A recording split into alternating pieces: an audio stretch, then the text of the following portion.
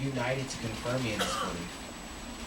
Indeed, such were the horrors of my views and the fears at the moment that, in 10,000 worlds had been my own, I would have freely parted with them all to have exchanged my condition with that of the meanest in my own country.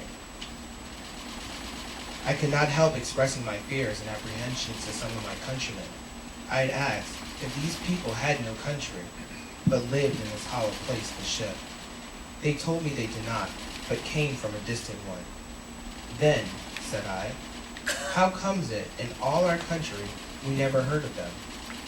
They told me because they lived so very far off. I then asked, where were their women?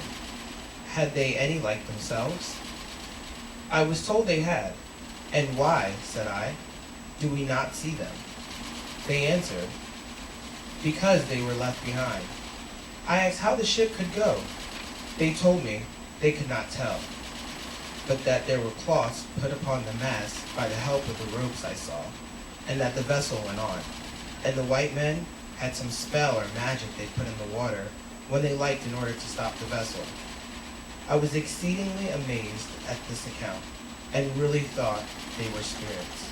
I therefore wished much to be from amongst them, for I expected they would sacrifice me, but my wishes were vain, for we were quartered that it was impossible for any of us to make our escape. For others, the sight of the sea and the ships made it plain that enslavement meant a total and irrevocable separation from everything one had ever known and loved. In his account of the slave trade in the coast of Africa, Alexander Falconbridge, a physician aboard the slaving vessel, described the responses to these expectations. As very few of the Negroes so far can brook the loss of their liberty and the hardships they endured, as to bear them with any degree of patience, they are ever upon the watch to take advantage of the least negligence in their oppressors.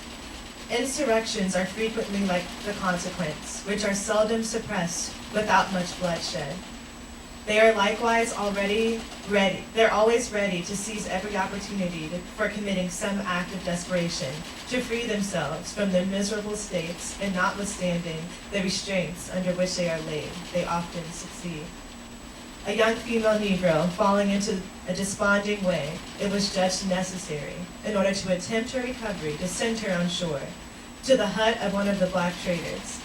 Elevated with the prospect of regaining her liberty by this unexpected step, she soon recovered her usual cheerfulness, but hearing by accident that it was intended to take her on board the ship again, the poor young creature hung herself. Ottava Kubwana recalled his experience of boarding a slave ship and his thoughts and sentiments on the evil of slavery. There was nothing to be heard but the rattlings of chains, smacks of whips, and the groans and cries of our fellow men. Some would not stir from the ground, when they were lashed and beaten in the most horrible manner.